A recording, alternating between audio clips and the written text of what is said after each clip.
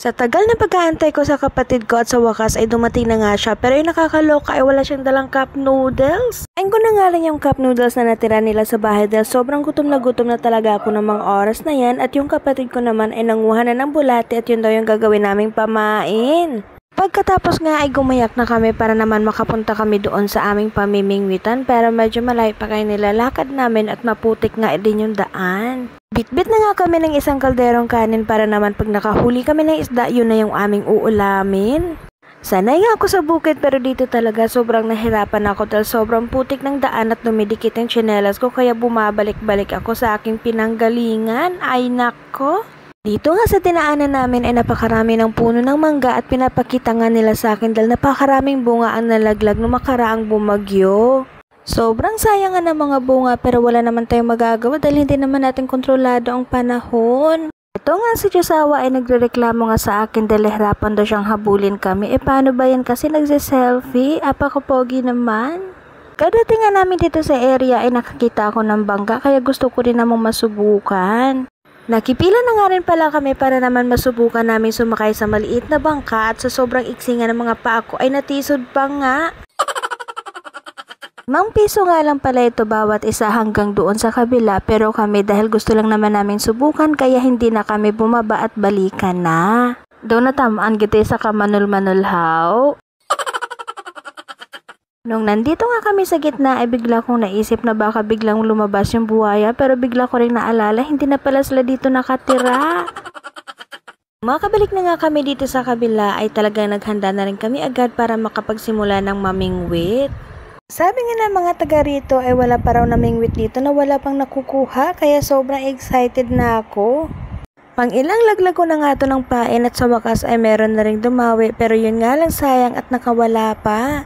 Kung saan-saan na nga ako neto pumupwesto dahil napakaraming isdang nagpapakita, pero yun nga lang wala talagang dumadawi. 9:00 na nga ng umaga nung magsimula kaming mamingwit, kaya ayan sobrang tirik na ng araw pero fights pa rin. Laglag na lang ako ng laglag dito ng pain, pero pati yung kapatid ko hanggang ngayon wala pa rin nahuhuli. Mabuti pa nga doon sa kabila si nanay nakahuli na ng isang malaking isda. Ang ginagawa ko nga ay kung saan ko nakikitang may lumalabas na isda ay doon na rin ako naglalaglag ng pain baka sakaling may mahuli. Nakailang oras na subok na nga kami niyan dito pero hanggang ngayon wala pa rin kami nakuhang isda.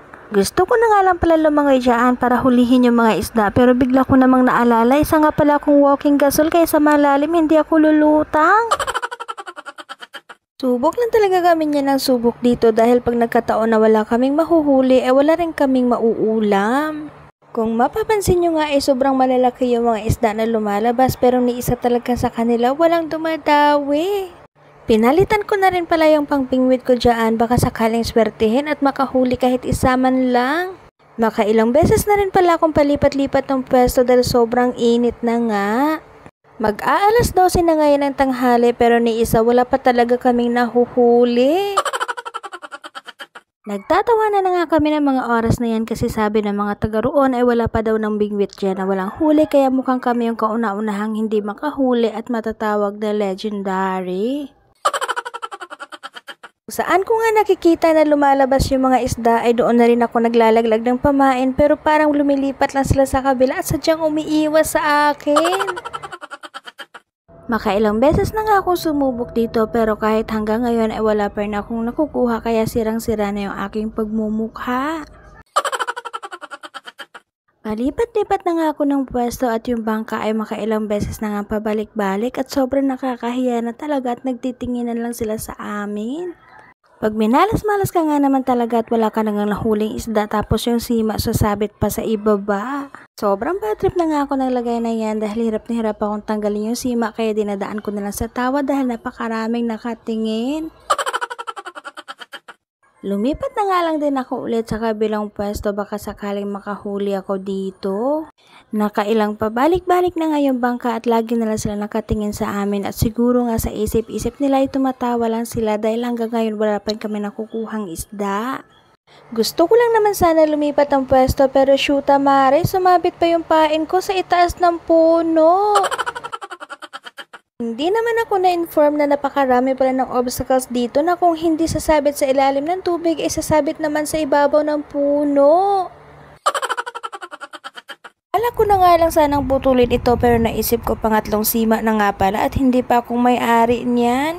Grabe nga ang hirap na pinagdaanan ko, matanggal ko lang ang sima sa taas ng puno ay aba naman. At sa wakas nga ay natanggal ko na rin kaya ayan, balik na naman ako sa pamimingwit. Laglag dito, laglag doon lang talaga ako ng pain at ayaw kong tumigil sumubok, baka sakaling makahuli pa rin.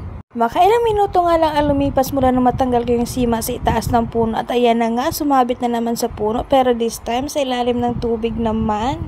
Sobrang naloloka na nga ako ng mga oras na yan at piko na din ako pero wala naman ako magawa kundi ang tumawa na lang. Namitan ko na nga ito ng ala kung fu at taekwondo technique para lang matanggal yung sima pero nako ayaw pa din. Di ko na talaga alam kung ano pa yung aking gagawin para lang hindi maputol yung sima na nakasabit sa ilalim. Tinatawag ko na nga dyan yung kapatid ko at nagsisigaw na nga ako ng request backup pero ayun na nga, tinatawanan muna ako bago sila pumunta. Ang minuto nga lang ay natanggal din niya yung pagkakasabit ng sima at ayan, pinalagyan ko na rin ng pain kasi gusto kong mamimingwit pa rin. Ito na naman nga si tanga at nagsalang na naman ulit ng pain at tuwang-tuwa pa nga dahil napakaganda ng pagkakahagis. Ilang minuto nga lang ay hinila ko na rin kasi akala ko may huli pero yun naman pala pumatong lang sa taas ng water lily. Tamang-tama nga na nandun sa kabila yung bangka kaya lumipat na ako sa kabilang pwesto baka sakaling na andun yung swerte ko.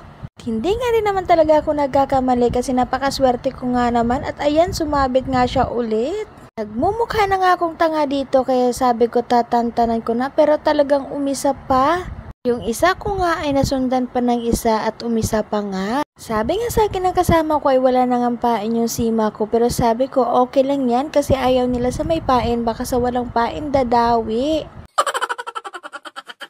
Pero dahil sa wala nga talaga kaming mahuli sabi ko kukunin ko na lang yung napakalaki naming balde na wala pa rin namang laman hanggang ngayon.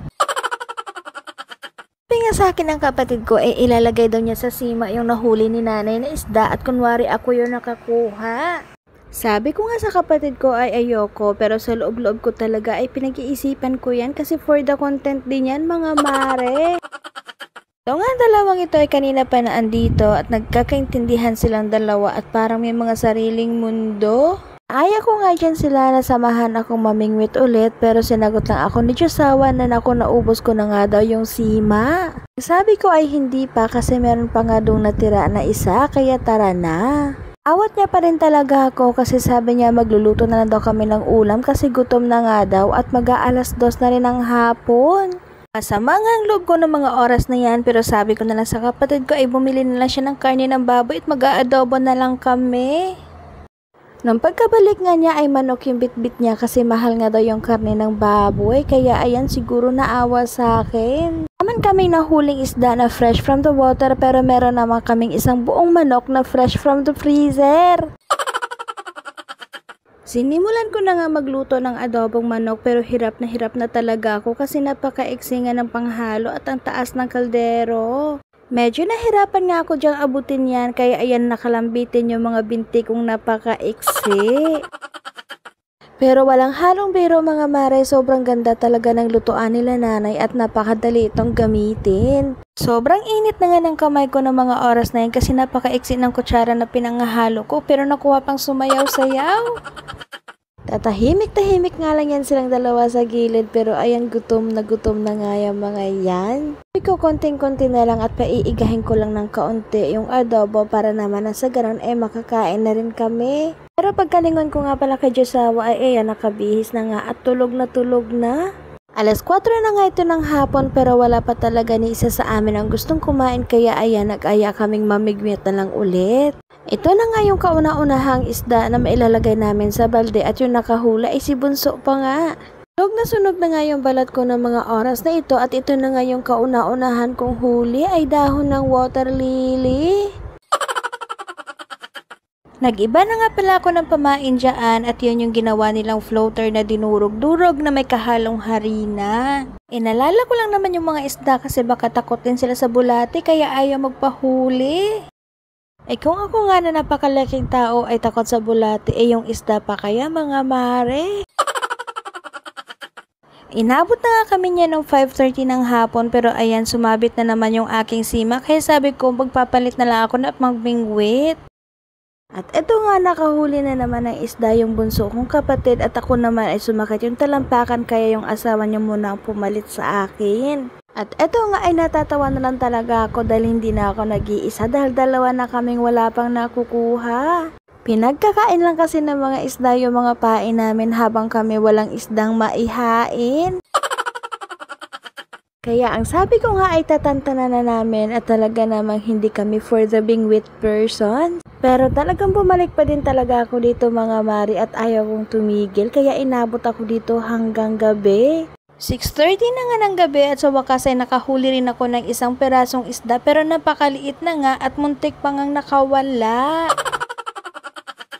Hindi nga lang namin nakuhanan ng shots dahil sobrang dilim na nga at cellphone na yung gamit namin at walang kailaw-ilaw sa paligid. Nung makahuli na nga ako ng isa, sabi ko ay titigil na ako at babiyahe pa nga kami papuntang Dao, Pampanga. May kalayuan pa din kasi yon mula dito sa San Simon papuntang Pampanga at siguro aabutin pa kami ng 1 oras na biyahe. Karami-rami din pala ng nahuling isda yung kapatid ko kaya naman naisipan na naming tumigil na. Yan na nga pala lahat yung nakuha nila at dinaing agad ni nanay para naman maipadala sa amin doon sa kay tita. Yun na lang muna mga mare for today's video at babiyahe pa nga kami papunta doon sa Dao. Maraming salamat sa inyong panonood at isa na namang malaking thank you Lord para sa araw na ito.